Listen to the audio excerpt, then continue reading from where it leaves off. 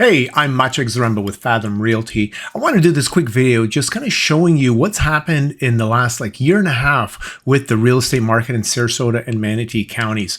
And every month I report on the 5 key metrics, right? But now I implemented AI. I use Claude AI to help me with visualizing some of this stuff. So first of all, let's get into our report. So here, this is the website where I get my data from, right? Realtor Association of Sarasota and Manatee County, RAISM, they report and they have, you can go back all the way to 2016, right? There's a lot of data here. And then they report on quite a bit of things, including single family homes and condos, Manatee County, Sarasota County, just what's going on with everything. But I report on 5 key metrics. So I use Claude. Check it out. Here's my prompt. I said, so here's a link to the local real estate market statistics that we have going on, and we really track 5 key metrics, which are a total number of sales. Sorry, this whole I was using the little microphone button. Anyway, I told it what it is that I track, and I said, if you could please go over the data from 2025 and 2026 and make a line chart for every one of these key metrics for both Sarasota and Manatee and both single family homes and condos. Can you do that? Check it out. This is a really good visual representation. Okay, so first thing, and it didn't label them here, unfortunately. However, the first one here is the total sales, right? So as you can tell, this is just showing me the single family homes right here. The Sarasota condos are this orange right here. And then Manatee is down here and Manatee is down here. And as you can tell, the total number of sales, look at that. Look at that spike that we had near, the beginning of this year in March. And we're high. We're way more than this, whole year that we had. Now, of course, this is March. So as you can tell, January is low, February has more, March has more, right?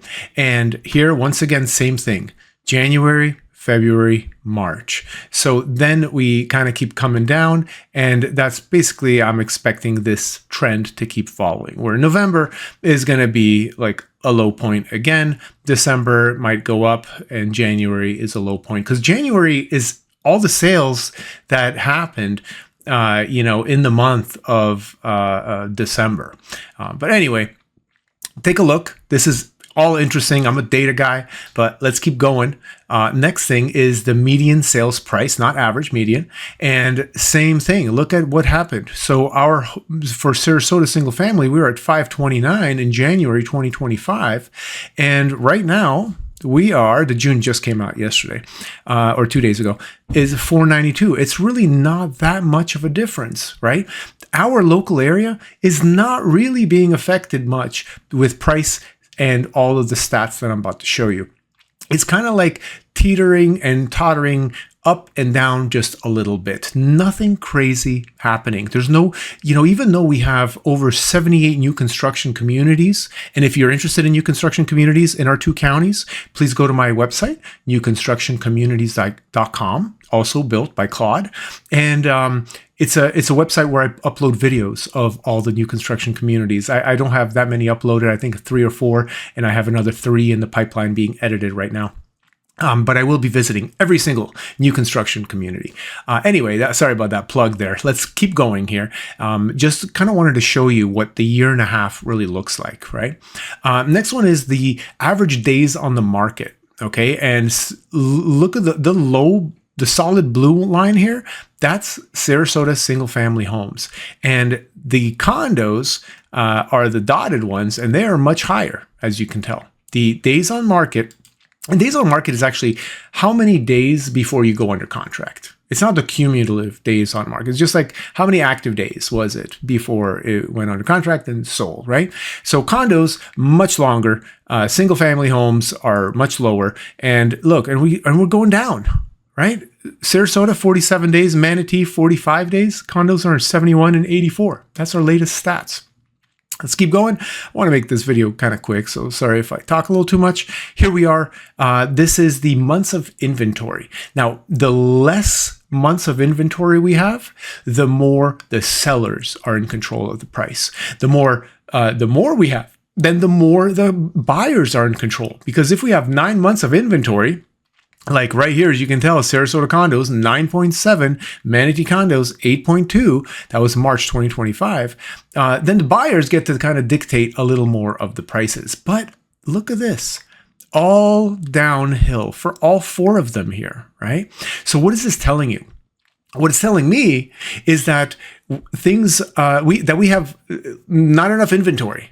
Basically, we have less and less and less inventory. Even the condos are now 6.3 and 5.7 months. That is like 5.7. That is a balanced market. That is in equilibrium between 5.5 and 6. Condos in Sarasota, 6.3 months. That is just barely a buyer's market. Just barely. They can negotiate, but probably not that much. Okay. Now, single family homes, forget about it. They're way down here, 4.1 months. This is a seller who's in control of the pricing when it comes to single family homes in both of our counties. So this is just interesting data. So if you're a seller, this is a good time to hit the market, to get on the market. I got, a few listings coming up in the next couple of weeks, and they picked the right time of year to sell. So I'm excited. Now, this one here is the total number of homes available for sale, or condos available for sale at the end of the month. And as you can tell, Sarasota has the most single family homes is like the biggest thing.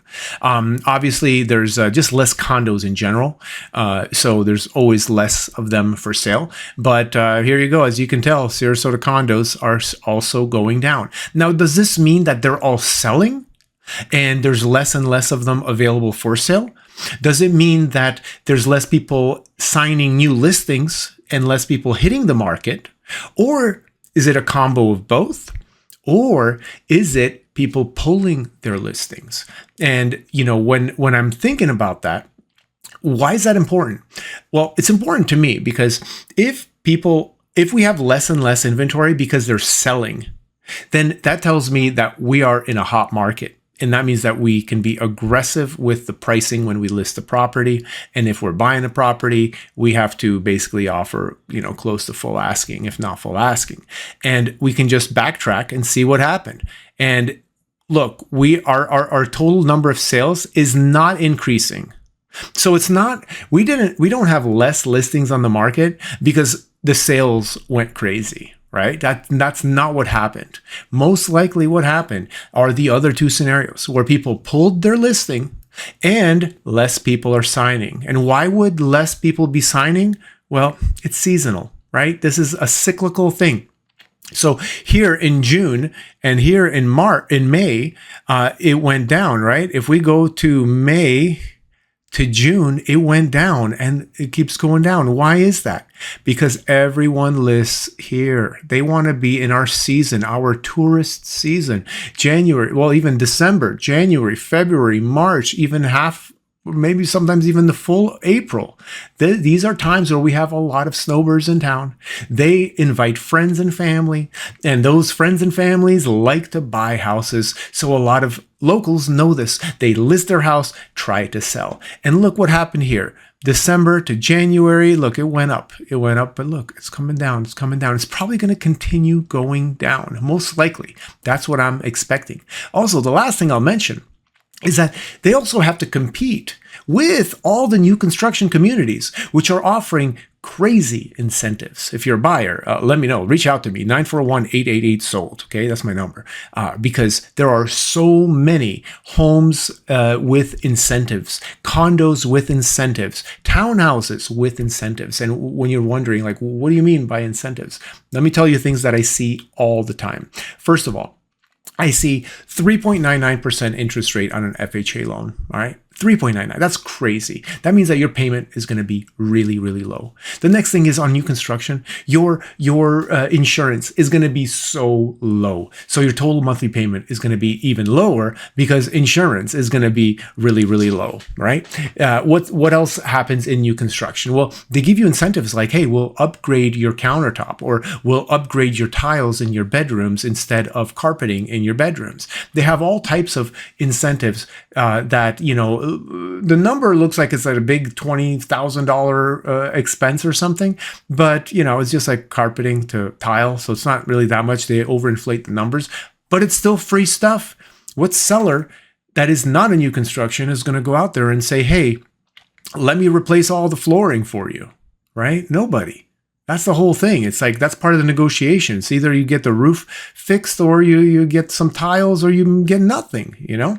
And the last thing that the new construction communities are doing that sellers cannot compete with against, you know, them in this is they're pretty much paying all your closing costs. Now, not always, but I recently sold a new construction community and it was an FHA loan, 3.5% down, and the buyer spent 3.5% plus just like a few $100s. It was unbelievable. And also the builder paid my commission. I didn't have to get my commission from the buyers.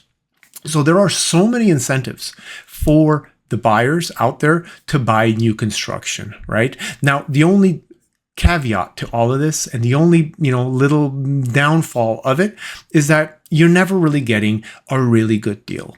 Whereas with a reseller, you know, you might see something for $500,000 sitting on the market for 290 days, and you might offer $410, and you might get it, right? Depending on the situation. Well, new construction is not going to accept those kinds of offers. They're just going to wait and they're going to sell it at full price. Okay, so I just want to go over all of this, but before I let you go, there's one more thing I want to see because I haven't seen it yet. So let's scroll down here. And what I did is I said, can you redo the charts to include everything you included, but also add the total line adding up the total closed sales? So let's see what we got. Now, this is the chart. So let's go over this real quick. Total closed sales. Look at this. We had big recovery, right? From January, this season was solid. Now we're up here, better than last year. I like it. Next, oh, they didn't do it here. There's the listing. Here we are. Total active listings at the end of the month. This is the last thing I'm showing you. Look at our listings. January 2025, 11,076. Today, 8,862. We have less and less listings available for sale. In fact, this whole year from January is lower than last year. We have less listings for sale. So if you're a buyer, make a decision, buy something, because we might keep going down and down and down.